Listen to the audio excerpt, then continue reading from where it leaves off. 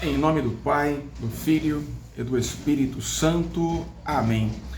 Olá, meu irmão e minha irmã. Estamos na nossa aula de número 8 sobre o Catecismo da Igreja Católica. Estamos na página 60 do Catecismo, iniciando a segunda sessão da primeira parte do Catecismo, que fala sobre a profissão de fé. E hoje vamos falar sobre o credo, que o Catecismo também chama de símbolo da fé. São Cirilo de Jerusalém, ele nos esclarece no Catecismo. O símbolo da fé não foi composto segundo opiniões humanas, mas consiste na síntese de pontos importantes contidos na Sagrada Escritura, de modo a conter a doutrina completa da fé. Assim como a semente de mostarda contém, em um pequeníssimo grão, grande número de ramos, da mesma forma, esse resumo da fé encerra em algumas palavras todo o conhecimento da verdadeira piedade contida no Antigo e no Novo Testamentos. Essa palavra símbolo, meu irmão e minha irmã, vem do grego symbolon, que significa aquilo que une duas realidades. É como uma metade que é completada por outra metade. É o oposto de diabolon, ou diabo, aquilo que divide e que separa. Então, o símbolo da fé, o nosso credo, ele nos une a Deus através desse resumo da nossa fé, daquilo que nos transmite a Sagrada Escritura, a tradição e o magistério da Igreja. Nós temos o símbolo apostólico, que é o credo mais simples, que segundo uma antiga tradição já atestada por Santo Ambrósio, contém 12 artigos, nos lembrando que o nosso credo é apostólico, ou seja, vem dos apóstolos. Nós temos também o símbolo niceno-constantinopolitano, que é mais extenso, que é professado tanto na Igreja do Ocidente como na Igreja do Oriente, nos lembrando os grandes concílios de Nicéia, do ano 325, e o concílio de Constantinopla. Então, o fundamento do credo, o fundamento do símbolo da fé, é a nossa crença em Deus Pai. O Catecismo explica: nossa profissão de fé começa com Deus, pois Deus é o primeiro e também o último, o começo e o fim de tudo. O credo começa com Deus Pai, pois o Pai é a primeira pessoa da Santíssima Trindade. Nosso símbolo começa pela criação do céu e da terra, porque a criação é o começo e o fundamento de todas as obras de Deus.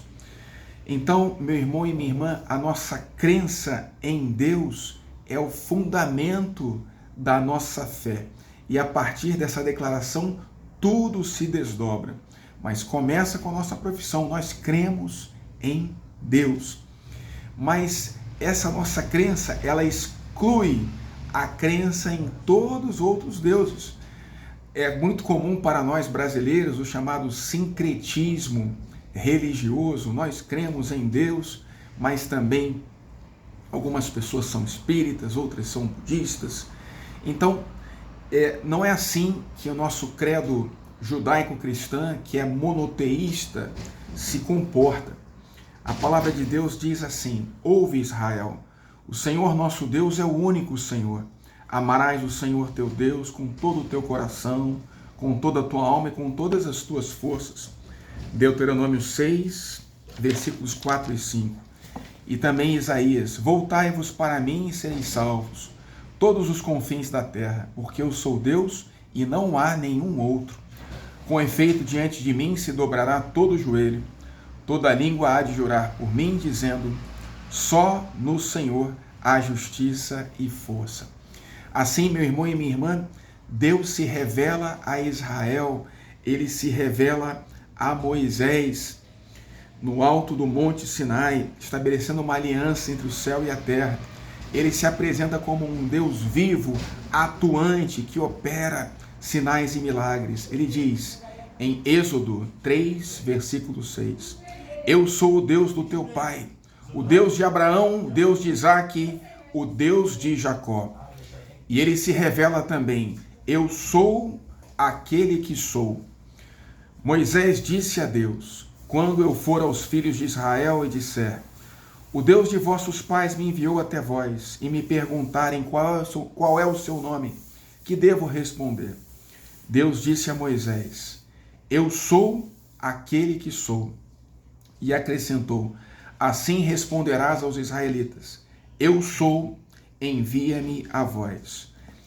Meu irmão e minha irmã, Deus Yahvé revela o seu nome a Moisés, revela o seu nome a Israel, mas ao mesmo tempo esse nome ainda está envolto em mistério.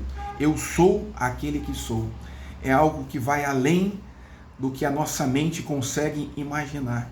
E é o nosso Senhor Jesus que vem complementar essa revelação de Deus de uma forma definitiva, repetindo estas palavras: eu sou o pão da vida, eu sou a luz do mundo, eu sou a porta das ovelhas, eu sou o bom pastor, eu sou a ressurreição e a vida, eu sou o caminho, a verdade e a vida, eu sou a verdadeira videira e vós os ramos.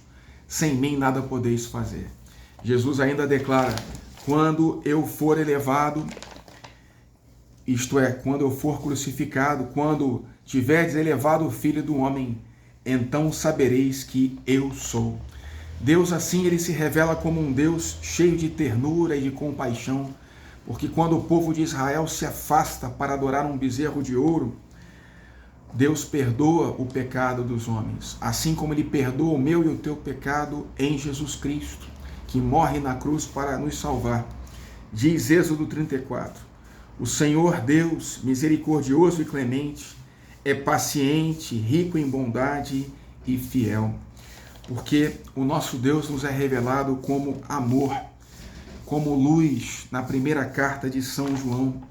E ainda que uma mãe esquecesse o fruto das suas entranhas, Deus não se esqueceria de nós. Ainda que um esposo deixasse de amar a sua esposa, Deus não se esqueceria de nós. Assim é o amor de Deus, que nos é revelado como a verdade. Suas palavras são verdadeiras e esse amor por nós é eterno. Diz Jeremias 31, versículo 3. Eu te amo com amor de eternidade, por isso guardo por ti tanta ternura. Nosso nome, nossa vida está gravada na palma da mão de Deus e ele jamais se esquece deste amor. Agora é a nossa parte, como nós respondemos a este amor. Ora, amar a Deus sobre todas as coisas significa reconhecer a grandeza e a majestade de Deus. Significa viver sempre em ação de graças. Pois que tens que não tenhas recebido, diz São Paulo, que retribuirei ao Senhor por todo o bem que ele me deu. Salmo 116, versículo 12. Reconhecer que Deus nos ama significa conhecer também a nossa própria dignidade e como nós estamos interligados como filhos de Deus, porque todos nós fomos feitos à imagem e à semelhança de Deus.